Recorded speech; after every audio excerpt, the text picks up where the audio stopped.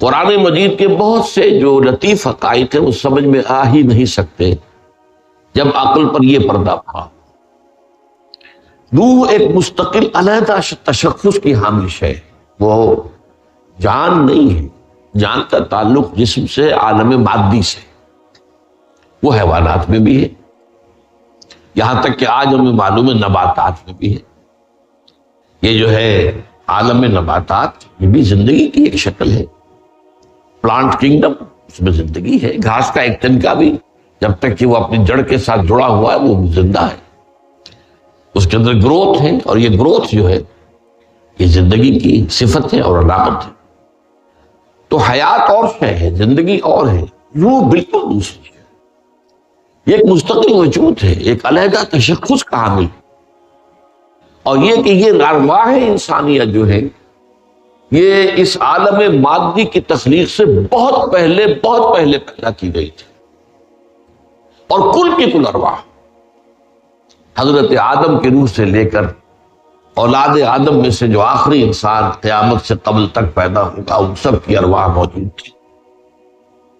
اسی طرح تمام ملائکہ، یہ ملائکہ اور ارواح انسانیہ، ان کا مادہ تخلیق ایک ہی ہے، نور۔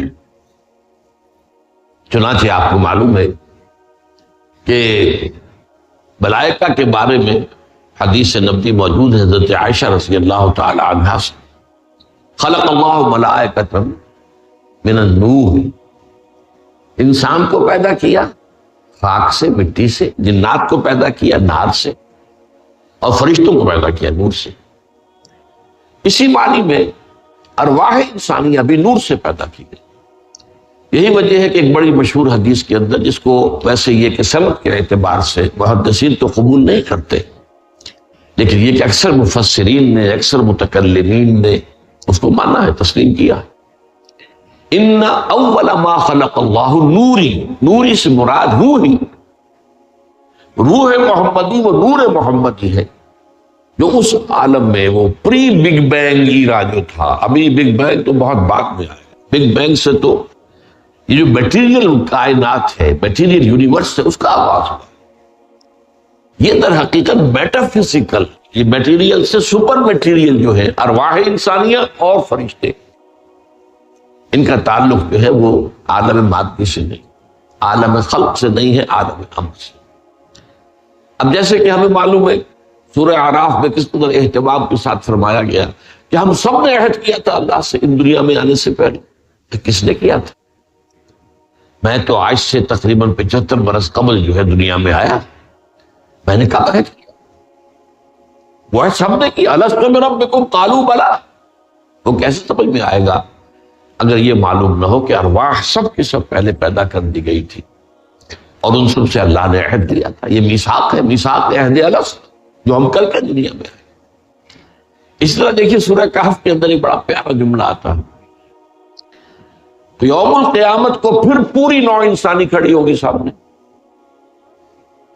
اور اس وقت اللہ تعالیٰ فرمائے گا لَقَدْ جِئْتُمُونَا كَمَا خَلَقْنَاكُمْ أَوَّلَ مَرَّةٍ، آ گئے ہو نا ہمارے پاس جیسے کہ ہم نے تمہیں پیدا کیا تھا پہلی بار۔ اب کیا سمجھ میں آئے گا کسی شخص کے جو روح کا علیحدہ تشخص نہ مانتا ہو؟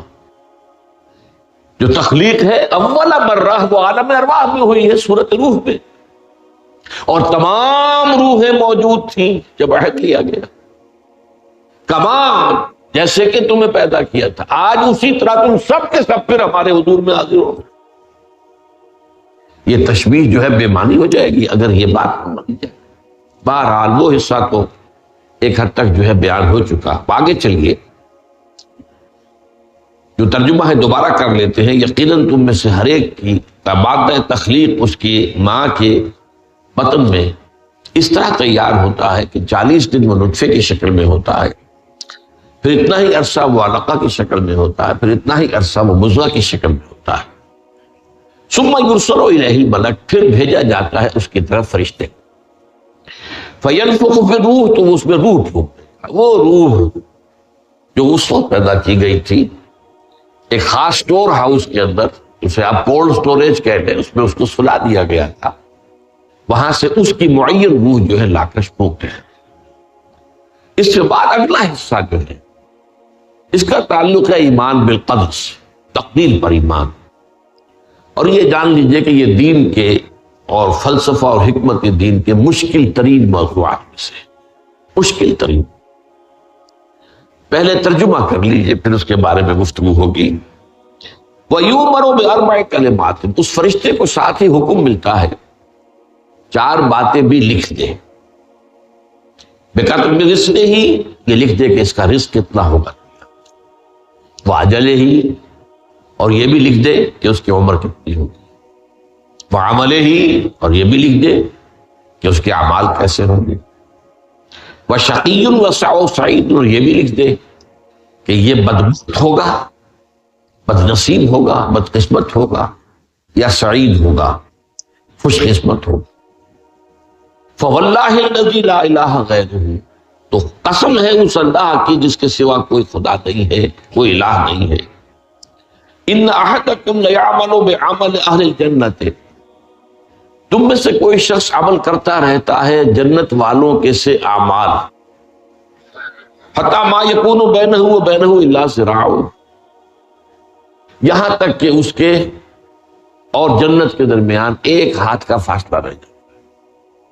فَيَسْبِقُ عَلَيْهِ الْكِتَابُ تو وہ جو اس کتاب میں لکھا گیا تھا، جو تحریر لکھی گئی تھی پہلے سے، وہ غالب آ جاتی ہے. فَيَعْمَلُ بِعَمَلِ أَهْلِ النَّارِ تو وہ جہنمیوں کے سے عمل شروع کر دیتا ہے. فَيَدْخُلُهَا تو اس میں داخل ہو جاتا. اس کے برعکس وَإِنَّ أَحَدَكُمْ لَيَعْمَلُ بِعَمَلِ أَهْلِ النَّارِ اور ایسا بھی ہوتا ہے کہ تم میں سے کوئی جہنمیوں کے سے عمل کرتا رہے حَتَّى مَا يَكُونُ بَيْنَهُ وَبَيْنَهَا إِلَّا ذِرَاعٌ یہاں تک کہ اس کے اور جہنم کے درمیان ایک ہاتھ سے زیادہ کا فاصلہ نہ رہے. فَيَسْبِقُ عَلَيْهِ الْكِتَابُ پھر اس کے اوپر وہ لکھا ہوا جو ہے، ہم عام زبان میں کہیں گے تقدیر کا لکھا، وہ غالب آ جاتا ہے. وہ جو اس وقت لکھ دیا گیا تھا وہ غالب آ جاتا ہے.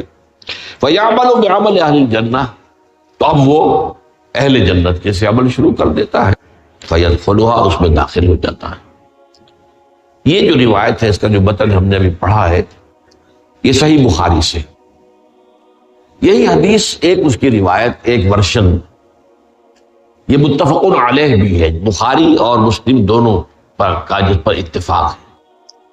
جیسے ہم نے دیکھا تھا حدیث جبرائیل کے کتنے ہی متن تھے، اور جو متن ہم نے پڑھا تھا اس 40 نبوی میں وہ حضرت عمر سے مروی تھا. اس کے علاوہ حضرت ابو ہریرہ سے، حضرت عبداللہ ابن عباس سے، حضرت عبداللہ ابن عمر سے مروی تھے. وہاں بھی ہم نے ترتیب کا ایک فرق دیکھا تھا. حضرت عمر کی روایت میں حضرت جبرائیل کا پہلا سوال یہ تھا کہ اخبرنی عن الاسلام، پھر دوسرا سوال یہ تھا کہ اخبرنی عن الایمان. لیکن دوسری روایت میں ترتیب الٹی تھی کہ پہلا سوال اخبرنی عن الایمان اور دوسرا سوال اخبرنی عن الاسلام. یہ میں نے بہت ابتدا میں آپ سے کہہ دیا تھا کہ احادیث کے معاملے میں یہ بات جان لینی چاہیے کہ اتنا تھوڑا سا فرق ہو جانا جو ہے وہ بعید نہیں ہے، اس لیے کہ احادیث قرآن مجید کی طرح لفظاً محفوظ نہیں ہے. لفظاً محفوظ جو ہے قرآن، یہ معنن محفوظ ہے لیکن یہ کہ لفظاً نہیں ہے. ظاہر بات ہے کہ اس میں انسان کی صلاحیت کو وہ دخل ہے. اس لیے کہ میں نے جو بات ابھی کہی، تھوڑی دیر کے بعد اگر آپ جو ہے اپنے نوٹس جو ہے کہیں کمپیئر کریں گے کیا کہا تھا ڈاکٹر صاحب نے، تو آپ کے مابین اختلاف ہو جائے. بات بنیادی طور پر تو سب کی سمجھ میں آ گئی ہوگی، لیکن جب آپ اس کو تعبیر کریں گے تو اس میں فرق ہو جائے. اس حد تک فرق جو ہے ہو جانا کوئی بعید نہیں ہے اور ہمارے لیے کوئی تشویش کا موضوع نہیں. نمبر 2 یہ کہ اس حدیث کا اور بھی جو ہے وہ متن ہے، وہ بعد میں جو ہے وہ ہم دیکھیں گے. اب اصل میں سمجھیے کہ مسئلہ اس پہ ہے کیا. دیکھیے ایمان بالقدر جو ہے وہ جیسا کہ میں نے عرض کیا کہ مشکل ترین مسائل سے، یہاں تک کہ میں نے 3 باتیں یہاں لکھی ہوئی ہیں. یہ سمجھ میں تو آ سکتا ہے، بیان میں نہیں، اور اگر بحث ہو جائے تو الجھ جاتا. یہ 3 جملے یاد رکھیے. اس لیے کہ اگر سمجھ میں نہ آئے تو پھر یہ ہمارے ایمانیات میں شامل نہیں ہونا چاہیے. پھر تو یہ تکلیف مالا یطاق ہو جائے گی کہ جس چیز کو سمجھنے کی ہمارے اندر استطاعت نہیں اس کو ماننے کا ہمیں کیوں حکم دیا. یہ کہ کسی چیز کی تفصیل، اللہ کی ذات و صفات کی تفاصیل، اللہ کی ذات کیسی وہ ہماری سمجھ سے بالا تر ہے، لیکن اس کے بارے میں تو ہمیں سوچنے سے بھی روک دیا گیا. اللہ کی صفات سمجھ میں آتی ہے، اسی لیے غور کہا گیا ہے. ایک تو اللہ کی صفات پر غور کرو اور اللہ کی آیات پر غور کرو، لیکن ذات خداوندی پر غور نہ کرنا، پھر تمہیں مبتلا ہونا. تمہارا جب ایمان جو ہم نے پڑھا ہے اس سے پہلے کہ ایمان کیا ہے، مال ایمان کے جواب میں وہ جو حدیث جبرائیل میں الفاظ آئے ہیں، ان تؤمن باللہ و ملائکتہ و کتبہ و رسلہ والیوم الآخر والقدر خیرہ و شرہ. تو یہ تقدیر کے خیر و شر پر ایمان جو ہے ایمان کا جزو لازم. تو اس کا منطقی نتیجہ کیا ہے کہ سمجھ میں تو آ سکتا ہے، لیکن اتنا یوں سمجھیے کہ جس کو ہم کہتے ہیں روایتاً پل صراط کے بارے میں کہ بال سے زیادہ باریک اور تلوار کی دھار سے زیادہ تیز، ایسا ہی یہ معاملہ ہے کہ ہوشیار کے رہبر دم تیغست قدم راہ، ہوشیار ہو جاؤ، اس وقت تمہارا راستہ جو ہے وہ تلوار کی دھار کے اوپر سے ہے. ذرا بھی بے احتیاطی کی تو یہ تلوار کی دھار تمہیں کاٹ کے رکھ دے گی. تو اس اعتبار سے بیان کی کوشش جب ہم کرتے ہیں تو اس کے اندر ادھر ادھر پھسل جانا اس کا امکان، خاص طور پر اگر بحث میں پڑ گئے تو پھر یہ چیز جو ہے بہت بڑے فتنے کی شکل اختیار کرتی ہے. چنانچہ اس کی میں حدیث آپ کو پہلے سناتا ہوں. عن ابی ہریرہ رضی اللہ تعالی عنہ قال خرج علینا رسول اللہ صلی اللہ علیہ وسلم.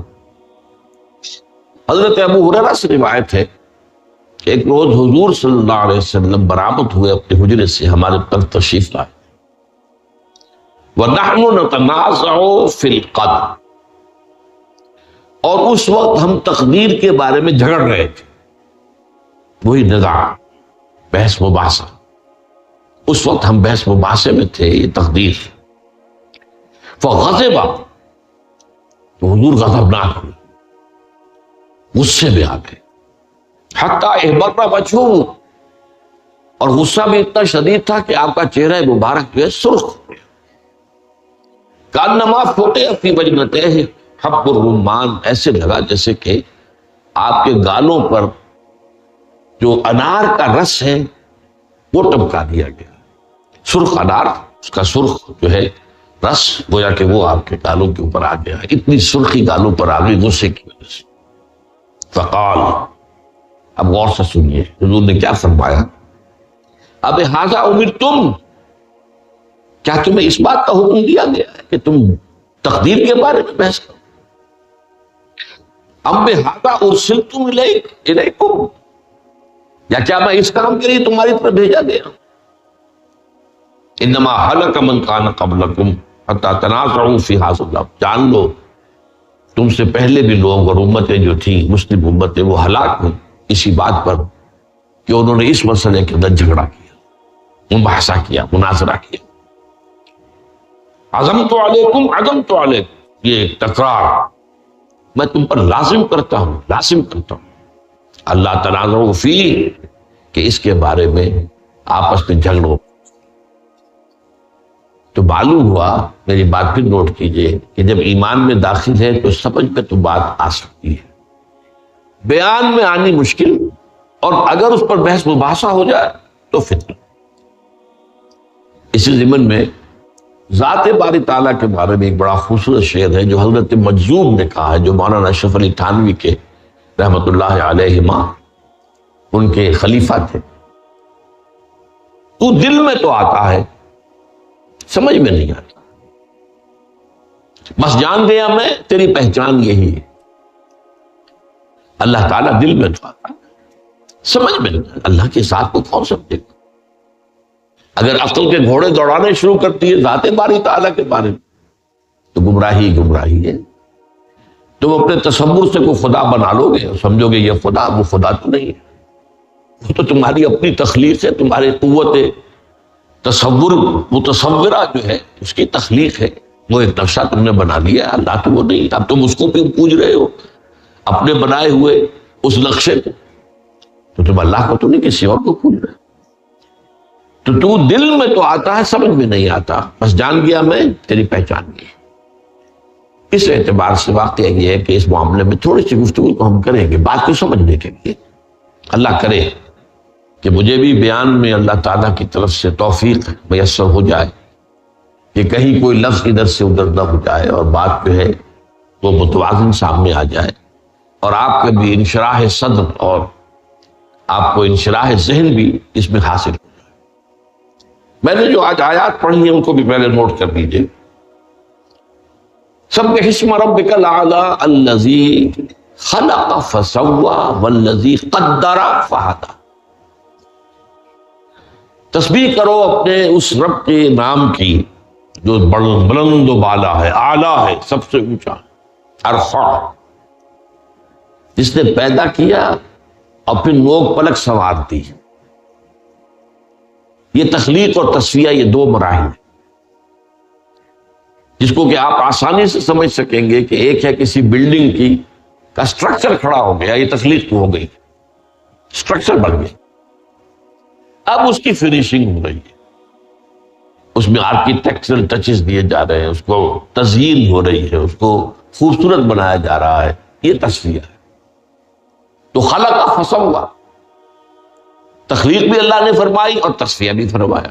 والذی قدر فہدی، اور وہ کہ جس نے پہلے تقدیر معین کی پھر ہدایت کی. اب یہ ٹکڑا ہے جو بہت اہم ہے. قدر، اصل میں اس لفظ کو سمجھیے، قدر کسے کہتے ہیں؟ قدر ہی سے ایک لفظ قدرت بنتا ہے، طاقت، اختیار.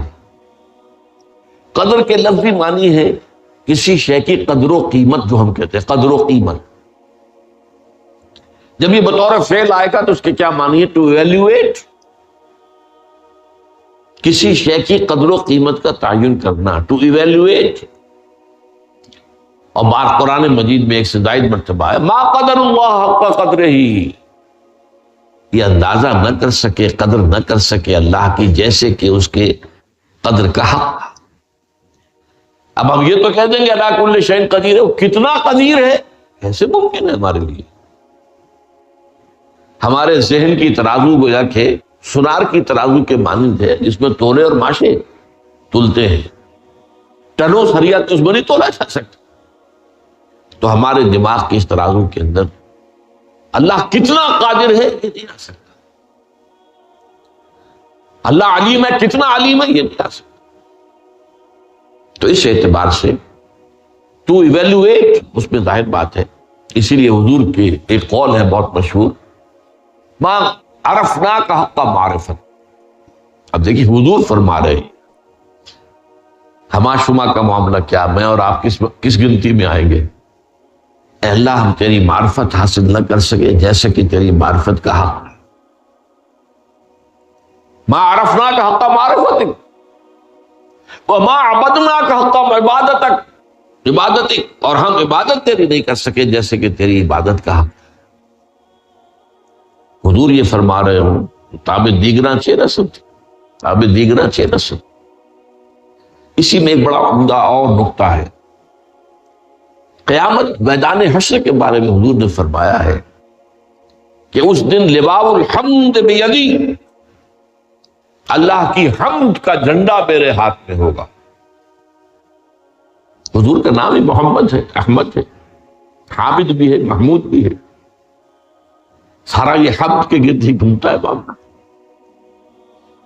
تو اس اعتبار سے قیامت کے دن دربار خداوندی، اب وہ دربار کیا ہوگا ہم کچھ سمجھ تو نہیں سکتے.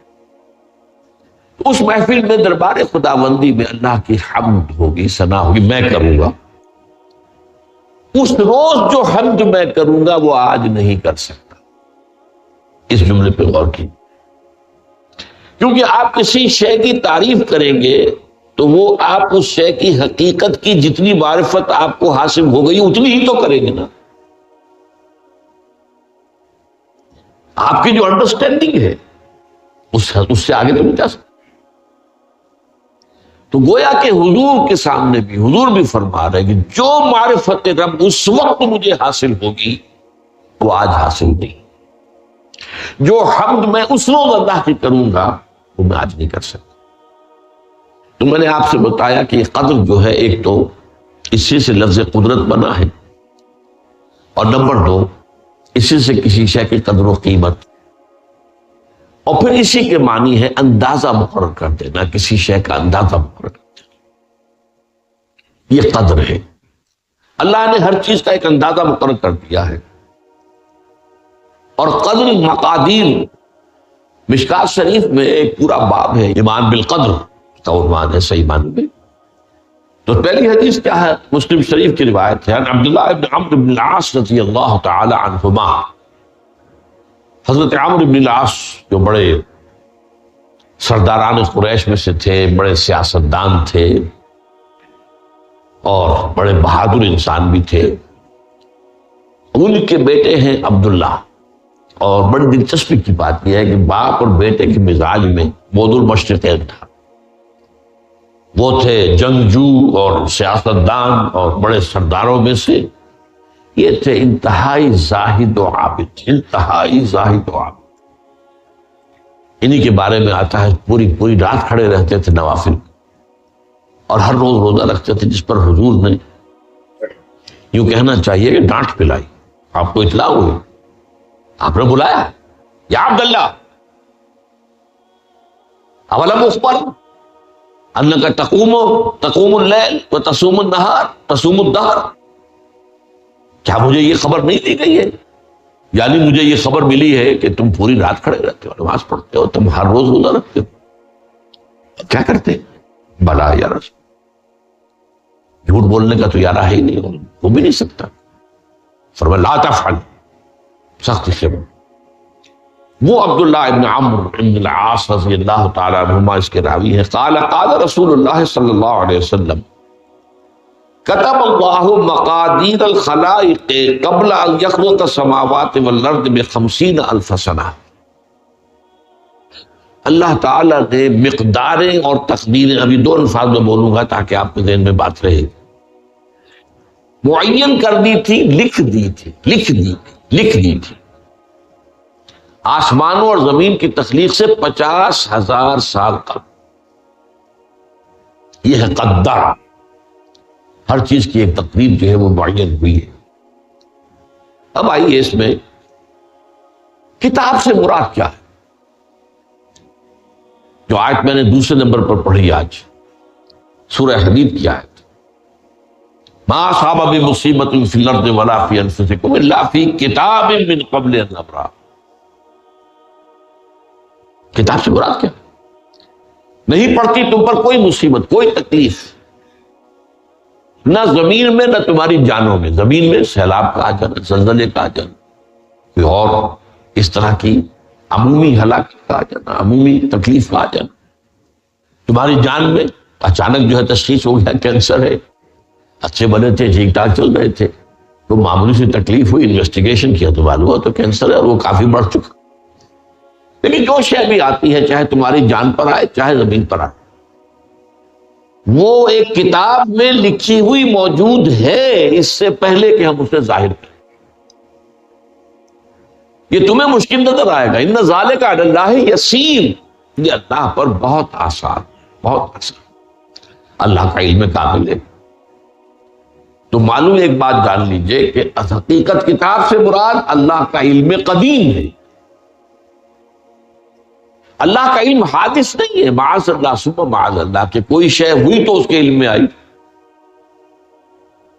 یہ ہمارے ہاں بعض گمراہ فرقوں کا عقیدہ ہے، اسے بدع کہتے ہیں کہ اللہ کے علم میں بدع بھی ہے، یعنی کسی واقعے کے ظہور کے بعد اس پر کسی شے کا منکشف ہونا، معاذ اللہ ثم معاذ اللہ۔ یہ شان خداوندی سے بہت بڑی ہے۔ وہ تو عالم ما کان و ما یکون ہے، جو بھی کچھ تھا اور رہا ہے آج تک ہمیشہ سے ہے، اور جو بھی کچھ ہوگا وہ سب اس کے علم میں آنے واحد میں موجود۔ آنے واحد، یہ آنے واحد کے لفظ کو اچھی طرح سمجھ لی۔ مجھے سب سے پہلے تجربہ ہوا تھا، یہ سن میرا خیال ہے کہ 67-68 کی بات ہے، میں نے پہلا ہفائی سفر کیا تھا لاہور سے کراچی. اس وقت فوکر چلتا تھا، فوکر فرینڈشپ، چھوٹا جہاز پہ چڑیا والا، اور کرایہ 90 روپے تھا نائٹ کوچ کا. آپ تصور کیجیے. تو میں چونکہ مجھے جغرافی سے دلچسپی ہے اور فوکر زیادہ اونچا نہیں ہوتا، تو میں دیکھتا جا رہا تھا کھڑکی سے، اس وقت ہم کہاں پہنچ گئے، اب کہاں پہنچ گئے، اب جو روشنیاں نظر آ رہی ہیں کس شہر کی ہیں، یہ اکاڑے کی آ گئی، یہ ساہیوال کی آ گئی، یہ آگے اور آگے ہیں. ایک دم میں نے دیکھا کہ 3 شہروں کی روشنیاں بیک وقت دیکھ رہا ہوں. لودھرا، بہاولپور، سماسٹا. مجھے خیال آیا کہ جب میں ٹرین سے سفر کرتا ہوں، کراچی جاتا ہوں، تو لودھرا پہنچتا ہوں تو میں سمجھتا ہوں کہ ابھی بہاولپور آدھا گھنٹے بعد آئے گا، وہ مستقبل کی شے ہے میرے لیے. بہاولپور پہنچتا ہوں تو لودھرا میرے لیے ماضی کی بات بن جاتی ہے، آدھے گھنٹے پہلے لودھرا آیا تھا، اور آدھے گھنٹے کے بعد جو ہے سماسٹا آئے گا، وہ میرے لیے مستقبل بن گیا، لودھرا ماضی بن گیا. لیکن اس بلندی پر میں بیک وقت دیکھ رہا ہوں لودھرا کو بھی اور بہاولپور کو بھی اور سماسٹا. یہ معاملہ جو ہے اس کو 1 ملین بلین سے ضرب دے لیجئے، اللہ تعالیٰ اس بلند مقام سے دیکھ رہا ہے جہاں اس کے مشاہدے میں، اس کے علم میں ماضی اور مستقبل کا کوئی سوال نہیں. آنے واحد. تو یہ در حقیقت کتاب جسے کہا گیا قرآن مجید میں بار بار بہت جگہوں پر آیا، تو یہ کتاب جو ہے در حقیقت اللہ تعالیٰ کا علم قدیم، اس میں سب کچھ موجود ہے، ہمیشہ سے موجود ہے، لکھا ہوا موجود ہے، اور کوئی غلط نہیں ہو سکتا. آگے چل کر گفتگو ہوگی اصل میں بعد میں کہ تقدیر کے جو عام عقیدے میں ہم تقدیر کہتے ہیں اس کے 2 پہلو ہیں. ایک پہلو ہے ما اصاب علی الانسان، جو کچھ انسان پر آتا ہے مصیبت، جیسے ابھی آیت میں نے پڑھی ما اصاب من مصیبت فی الارض ولا فی انفسکم. ہم ہر وقت زد میں ہیں، کوئی تکلیف آ گئی، کوئی مصیبت آ گئی، کوئی بیماری آ گئی، کوئی حادثہ ہو گیا، کوئی بچہ فوت ہو گیا، کوئی عزیز جو ہے وہ فوت ہو گیا، یہ ہر وقت حوادث ہے. تو جو بھی کچھ پیش آتا ہے وہ علم خداوندی نے ہمیشہ سے تھا. یہی وجہ ہے کہ ایک اور حدیث ہے ابن الدیلمی سے، لمبی حدیث ہے وہ، لیکن اس کے اندر جو آخری ٹکڑا ہے وَتَعْلَمَ، یعنی انسان کے نجات کے لیے لازم ہے کہ یہ بات بھی تم جان لو انما اصابک لم یکن لیخطئک وانما اخطاک لم یکن لیصیبک ولو مت علی غیر ھذا. اگر تم اس کے سوا کسی صورت پر ہوگے تو جہنم میں داخل ہو جاؤ گے، لدخلت النار. یہ جان لو کہ جو چیز تم پر آئی وہ آنی ہی آنی تھی. دیکھیے ہوتا کیا ہے، کاش کہ میں اگر یوں کر لیتا تو یہ نہ ہوتا. بس یہی ایمان بالقدر کے منافی ہے. جو ہوا ہے وہ اللہ تعالیٰ کے ہاں تو پہلے سے طے تھا، ہونا ہی تھا. تمہاری کوئی تدبیر، کاش کہ میں اس وقت یہ کر لیتا. یہ لو، اسی لیے ایک حدیث میں الفاظ آئے ہیں ان کلمۃ لو تفتح عمل الشیطان. اس لو سے، کاش، اس سے شیطانی عمل شروع ہو جائے. کاش کہ یہ ہو جاتا، کاش میں یہ نہ کرتا، کاش کہ ہو جاتا. تو یہ نہیں. تعلم انما اصابک لم یکن لیخطئک. تو جان لے اس بات کو کہ جو چیز تم پر آئی ہے وہ ہرگز ٹلنے والی نہیں ہے. کوئی تدبیر تم کر لیتے، کوئی کسی وقت کوئی ہیلا کر لیتے، کوئی تم قدم اٹھا لیتے، کچھ بھی کر لیتے، وہ تو آنی ہی آنی تھی. وما انما اخطاک، جو چیز تم سے چھوٹ گئی، رہ گئی، نہیں ملی. ایک ویکینسی ایڈورٹائز ہوئی تھی، آپ نے بھی درخواست دی تھی، آپ کو نہیں ملی. اب آپ ہو کاش کہ میں نے فلاں سے سفارش کرا لی ہو تو بس گئے.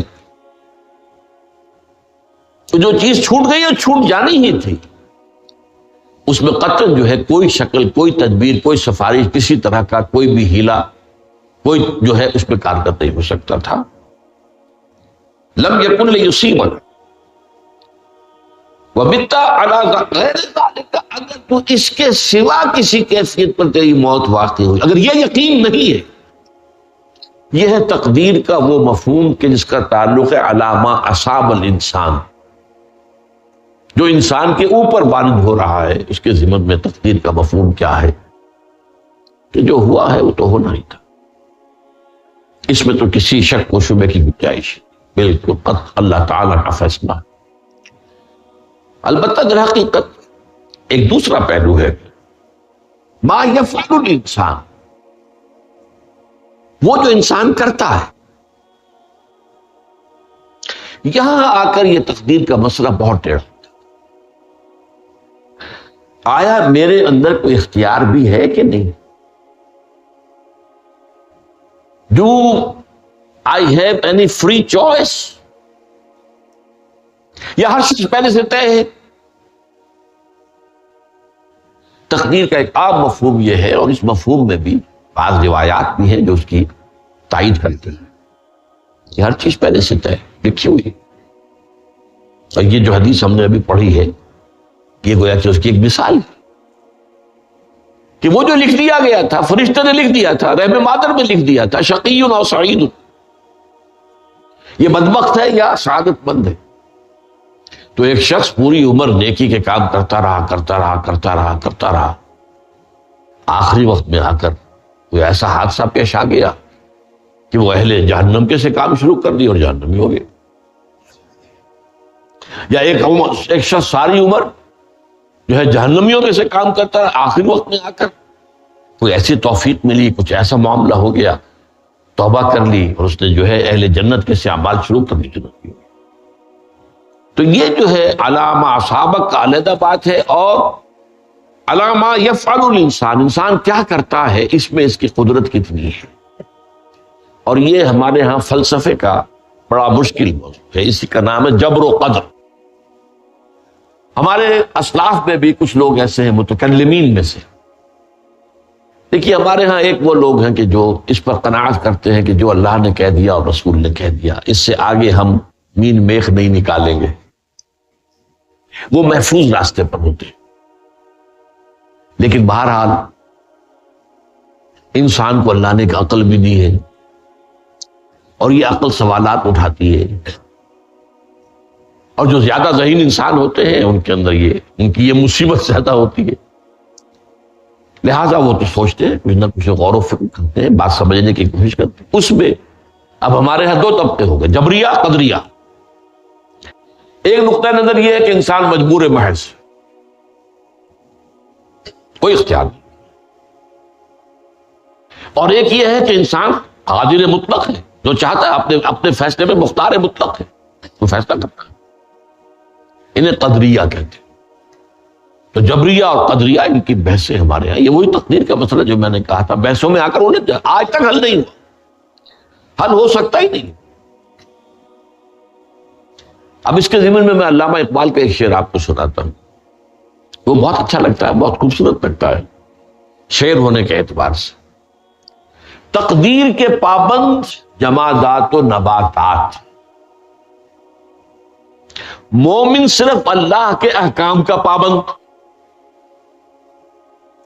اس میں انسان سے پابندی کی نفی کر دی گئی ہے، وہ صرف پابند ہے اللہ کے احکام کا۔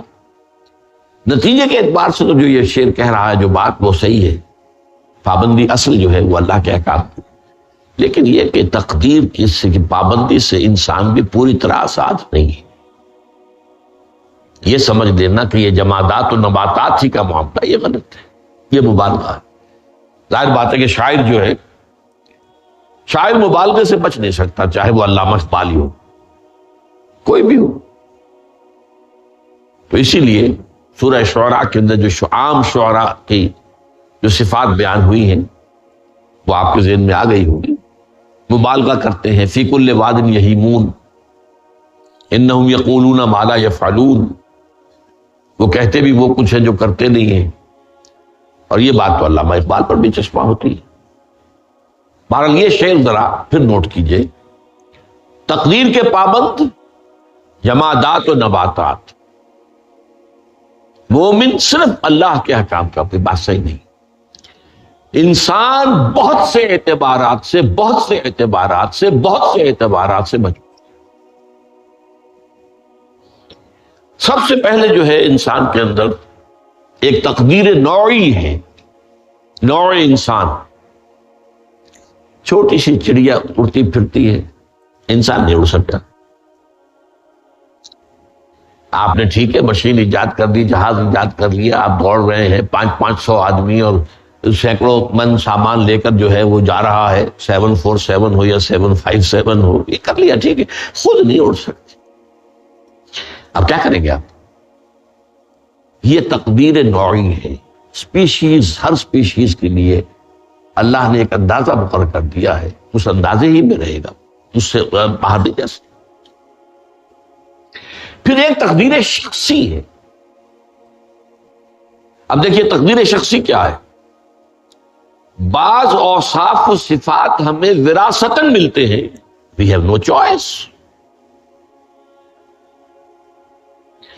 پہلے بھی یہ بات مانی جاتی تھی، آج جو ہے ذرا سائنٹیفک انداز میں ہم کہتے ہیں جینز میں چلا آ رہا ہے. اس جینز کو کوئی بدل سکتا ہے؟ جو جینز بھی آپ کو ملے اپنے والدین کی طرف سے، وہ آپ کی شخصیت کا ظاہر بات ہے کہ فیصلہ کن طرز پر اس کو ڈال دیتے. جینز ہے، پابندی. نمبر 2 یہ کہ خاص طور پر جو گھر کا ابتدائی ماحول ہوتا ہے، ماں کی گود اور ابتدائی گہوارہ گھر کا، اس کے جو اثرات مرتسم ہو جاتے ہیں شخصیت کے اوپر، وہ بھی بڑے مستقل ہوتے ہیں، پختہ ہوتے ہیں. ان دونوں چیزوں کو ضرب دے لیجئے، hereditary factors multiplied by environmental factors, اس سے مل کر ایک شے تیار ہوتی ہے جس کو قرآن کہتا ہے شاکلہ. قُلْ كُلٌّ يَعْمَلُ عَلَىٰ شَاكِلَتِهِ فَرَبُّكُمْ أَعْلَمُ بِمَنْ هُوَ أَهْدَىٰ سَبِيلًا. سورہ بنی اسرائیل. شاکلہ کسے کہتے ہیں؟ شاکلہ شکل دینے والی شے. آپ کو لوہا ڈھالنا ہے، کوئی خاص پرزہ بنانا ہے، اس کا پہلے سانچہ بناتے ہیں.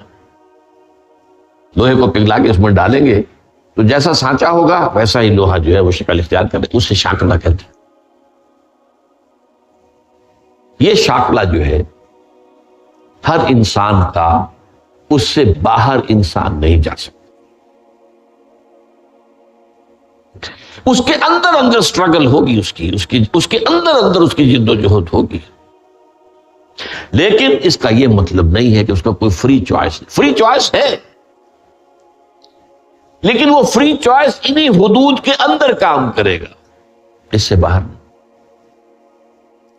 اس بات کو مختلف احادیث میں حضور نے بہت خوبصورتی سے بیان کیا. ایک حدیث بڑی اہم ہے، بڑی اہم. الناس کالمعادن، انسانوں کی مثال بھی معدنیات کی سی ہے. اب سونے کی معدنیات میں سے سونے کی جو اور ہے، اب پتہ نہیں اردو میں مجھے معلوم نہیں اور کا ترجمہ کیا کرتے ہیں عام طور پر، لیکن جانتے ہیں اور وہ کچی دھات جس سے کو صاف کر دیتے ہیں تو پھر وہ دھات جو ہے خالص شکل میں سامنے آ جاتی ہے. سونے کی اور سے سونا بنے گا، چاندی کی اور سے چاندی بنے گی، سونا تو نہیں بن سکتا. جتنا چاہے صاف کر لیں، وہ اور تو مستقل. الناس کالمعادن خیارکم فی الجاہلیت خیارکم فی الاسلام. جو تم میں جاہلیت کے دور میں، پری اسلامک دور میں جو بہترین تھے، وہی اسلام میں آ کر بہترین ہوئے ہیں. وہ اور سونے کی تھی، وہ صاف ہو گئی ہے، اور سونا جو ہے وہ نکھر کر خالص سونا بن کر آ گیا ہے. اسلام نے صاف کر دیا. وہ چاندی کی اور تھی، اسلام نے اس کو صاف کر دیا ہے، وہ نکھر کر چمکتا ہوا جو ہے وہ چاندی بن گئی. لیکن یہ کہ اضافہ، البتہ پھر اس میں ایک اضافہ کیا حضور نے، جبکہ ان کے اندر دین کا فہم داخل ہو جائے تو یہ کہ جو بہترین پہلے تھے وہی بہترین اب ہوں گے. اسلام لانے سے پہلے بھی بہترین ابو بکر تھے، اسلام لانے کے بعد بھی بہترین ابو بکر. حضور پر وحی سے پہلے بھی بہترین خاتون خدیجۃ الکبریٰ تھی، ایمان لانے کے بعد بھی بہترین خاتون خدیجۃ الکبریٰ. اور دوسری حدیث سنیے، عن ابی الدرداء رضی اللہ تعالی عنہ قال بینما نحن عند رسول اللہ صلی اللہ علیہ وسلم، اسی حال میں کہ ہم ایک روز ہم حضور کے پاس تھے، نتذاکرون ما یکون، اور ہم ذرا سوچ رہے تھے کیا کیا کچھ پیش آنے والا ہے دنیا میں، اذ قال رسول اللہ صلی اللہ علیہ وسلم، جبکہ حضور نے ہم سے ایک بات کہی، بڑی غور سے سنیے، اذا سمعتم بجبل ان زال عن مکانہ فصدقوه، اگر تم یہ سنو کہ کوئی پہاڑ اپنی جگہ سے ٹل گیا تو مان لینا، وَإِذَا سَمِعْتُمْ بِرَجُلٍ تَغَيَّرَ عَنْ خَلْقِهِ فَلَا تُصَدِّقُوهُ، اور اگر تم سنو کہ کوئی شخص جو ہے وہ اپنی سرشت سے، اپنی جبلت سے بدل گیا تو کبھی نہ مانو۔ یہ شاکلہ ہے، یہ پابندی تو ہے، البتہ اس پابندی میں اس کو آپ شاکلہ کو سرشت کہہ لیں، فارسی میں سرشت کہتے ہیں اس کی سرشت، نیک سرشت، نیک تینت، بد تینت، یہ تین مٹی، گویا کہ جس مٹی سے یہ بنا ہے وہ نیک تھی یا بد، نیک تینت بد تینت، سرشت، اس کی سرشت میں برائی۔ اسی کو ایک اور حدیث میں کہا گیا جبل علیہ، جبلت، جبلت، خلق، تو یہ چیز پابندی کی ہے۔ البتہ یہ مسئلہ آج جو ہے پوری گفتگو نہیں ہو سکی ہے ہمیں، پر اسے ابھی ملتوی کرنا ہوگا۔ اللہ تعالی ہمیں دین کے حقائق کو سمجھنے کی توفیق عطا فرمائے، اور سب سے بڑھ کر یہ ہے کہ دین پر عمل کی اور دین کے تقاضوں کو پورا کرنے کی ہمت عطا فرمائے۔ اقول قولی ھذا واستغفر اللہ لی ولکم ولسائر المسلمین والمسلمات۔